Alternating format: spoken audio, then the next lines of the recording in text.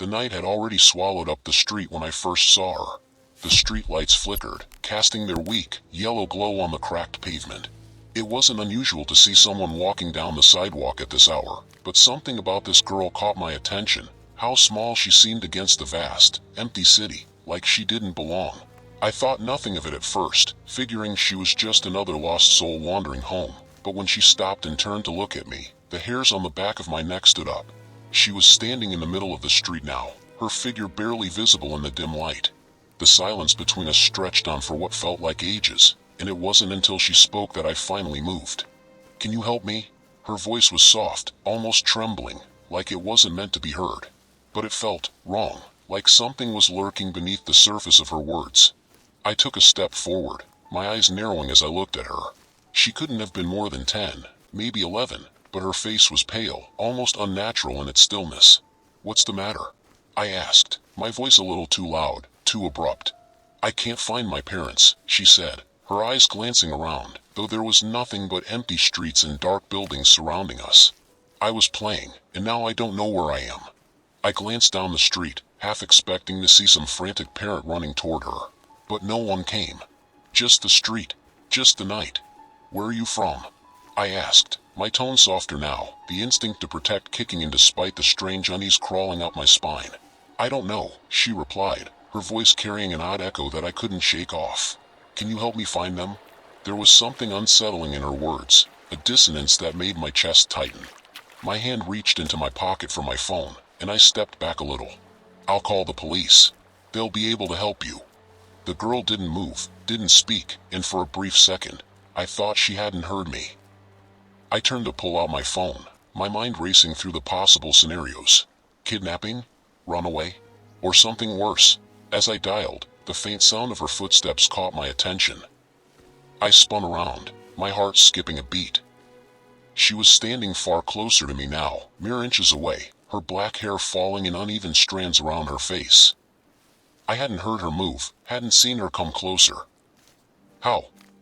The thought stopped me cold. She wasn't looking at me.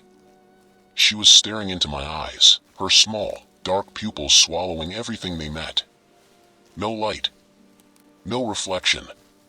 Just black, like the void itself had slipped into her soul and stolen the light.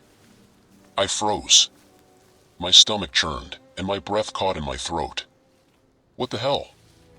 I took a step back, my phone slipping from my hand and clattering to the ground. But I couldn't look away from her eyes. They were consuming me, dragging me in. I could hear the faintest hum, almost like a low drone, vibrating in my chest. It made my skin crawl.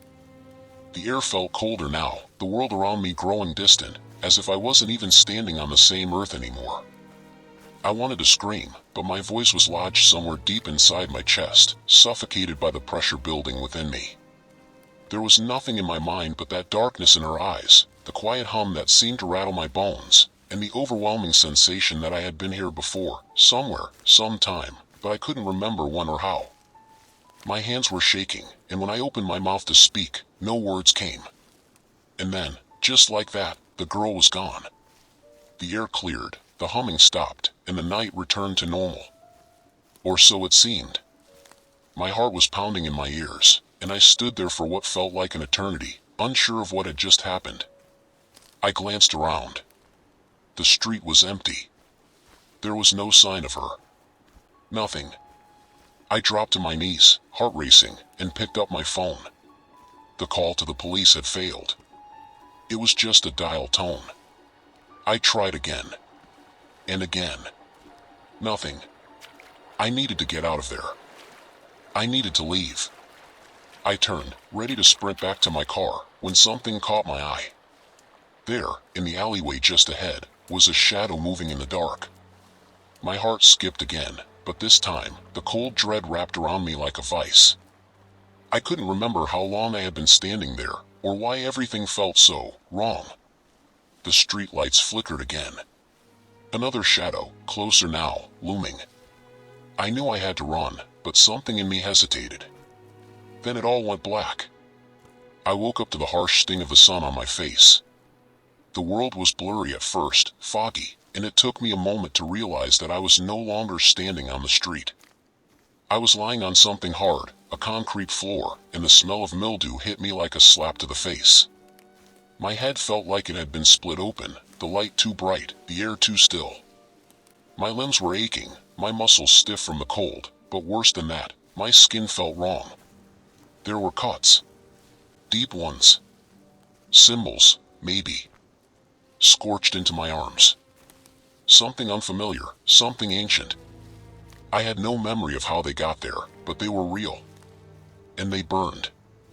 I tried to move, to push myself up, but the moment I touched the ground, a sharp pain shot through me, and I winced. When I looked at my hands, they were trembling. Dirty. Covered in dirt and something else, something thick. I didn't know where I was. I didn't know how I'd gotten here. All I knew was the overwhelming terror that clung to me, thick as the shadows in the room. And then I remembered the girl. Her eyes. The blackness. I didn't understand how I'd gotten here. The last thing I could remember was the girl, the black eyes, the darkness that seemed to crawl beneath her skin, the way she had stood so close to me, just staring, as if she could see through me, past me, into something I couldn't comprehend. I could feel the weight of it all, the feeling of being watched, of being tethered to something I couldn't escape, even though I hadn't moved from that spot in what felt like forever. The room I was in was cold, the air heavy with the stale smell of dampness and decay, and the walls felt like they were closing in on me. I glanced around in a panic, trying to make sense of my surroundings, but everything was hazy, my head still spinning as if the room itself was shifting, pulling and stretching in ways that didn't seem possible. A single window high up in the corner barely let in any light, casting everything in a faint, sickly glow. I could hear the hum of the city outside, distant and muffled, as though the world was happening far away from me, and I was trapped in some kind of limbo.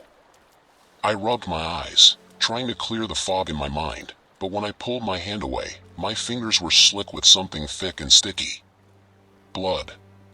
It took a moment to process what I was seeing, what I was feeling. The symbols on my arms, they weren't just cuts.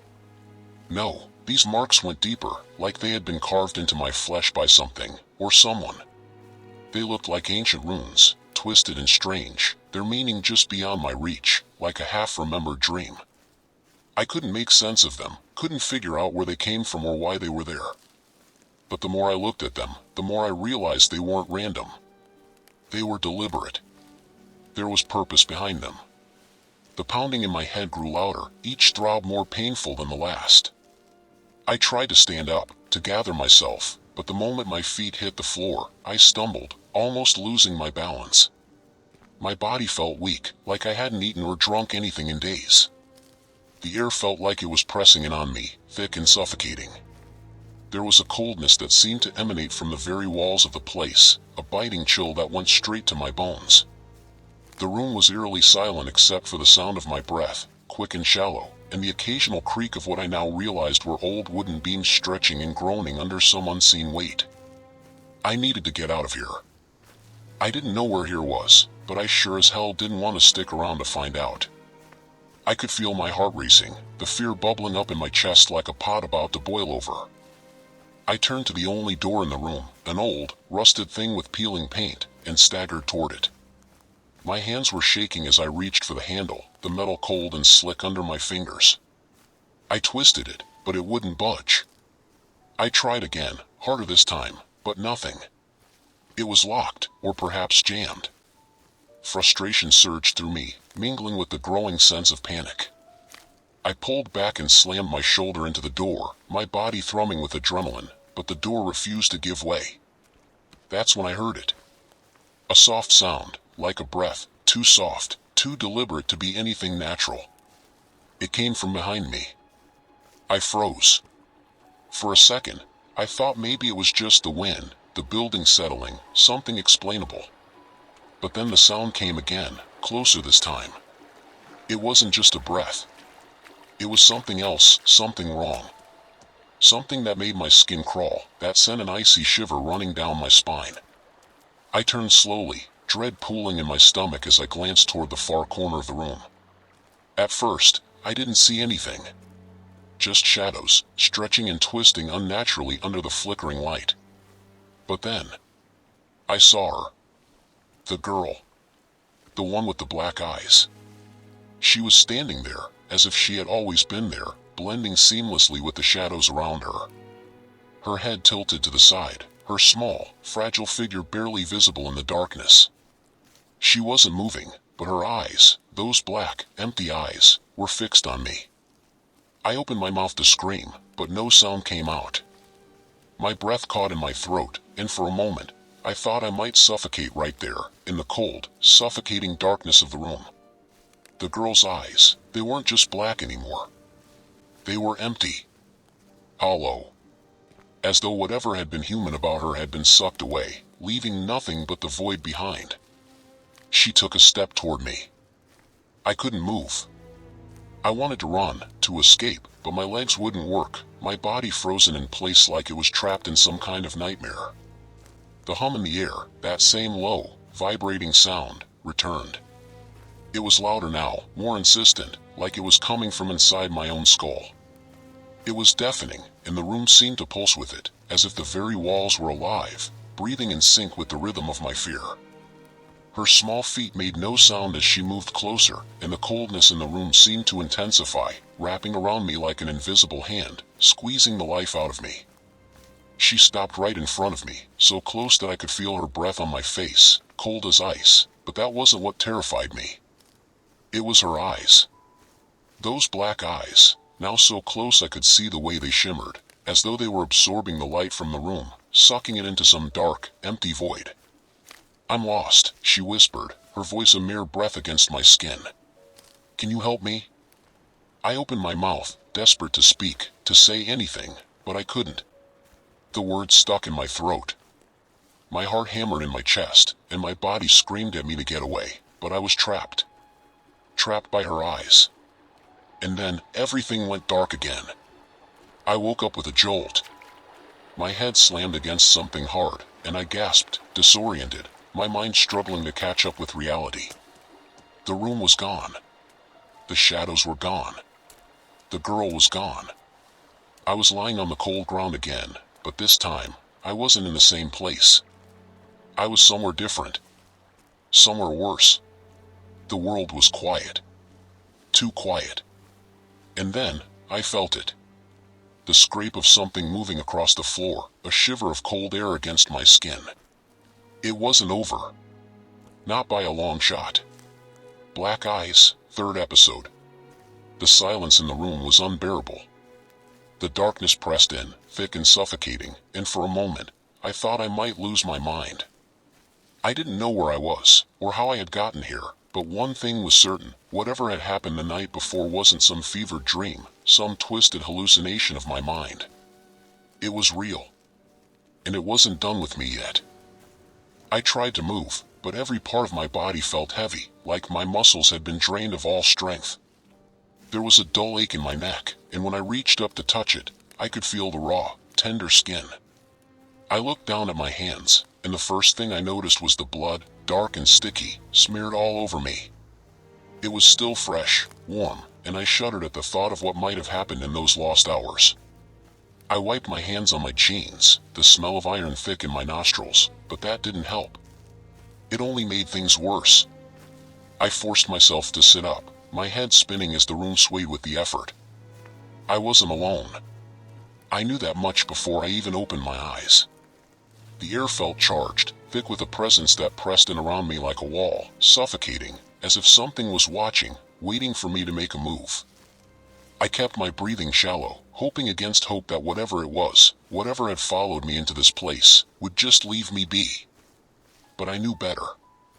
It wasn't going to let me go. Not now. Not after everything. I forced myself to stand, my legs unsteady, and as soon as I took a step, I heard it, movement. Soft, barely perceptible, but unmistakable. The sound of footsteps, delicate and precise, as though someone was trying to remain undetected. I stopped dead in my tracks, my heart racing.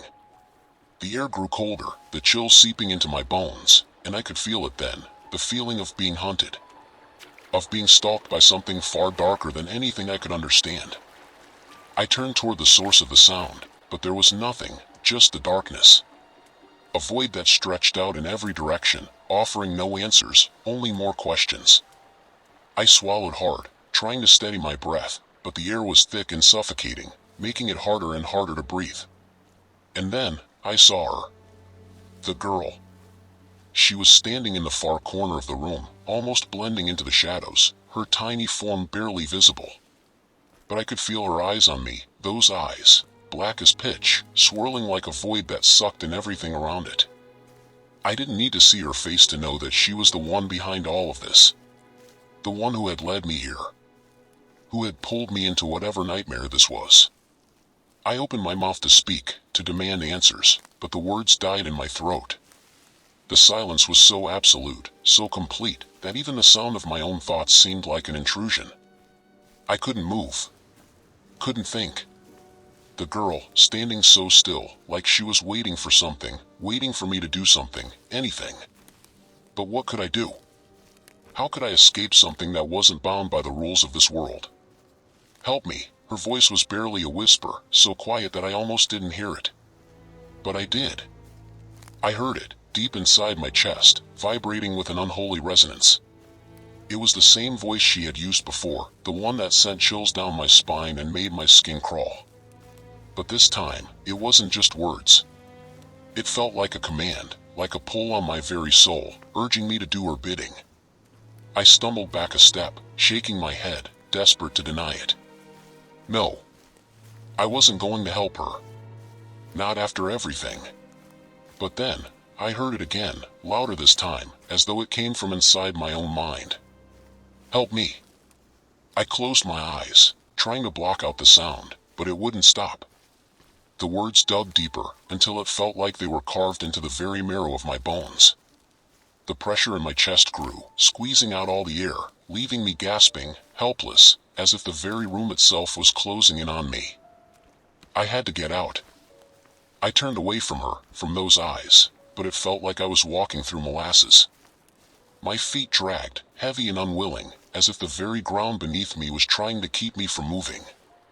Every step felt like a fight, like I was walking through a nightmare that wouldn't let me wake up. And then, just as I reached the door, I heard it, the sound of breathing. A soft, steady exhale, as though someone were standing behind me.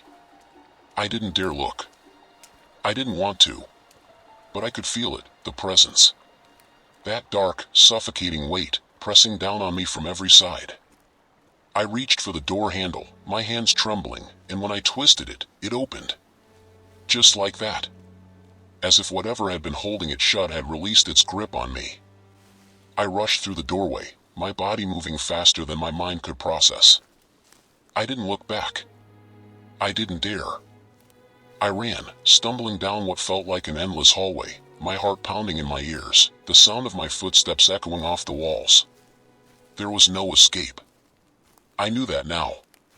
Whatever I had unleashed, whatever I had found, was not something I could outrun.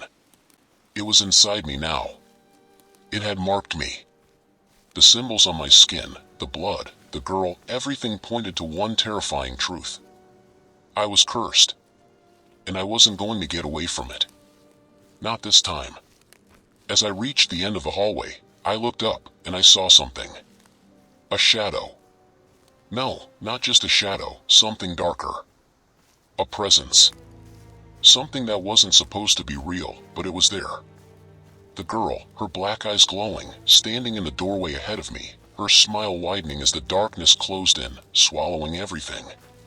And then, everything went black.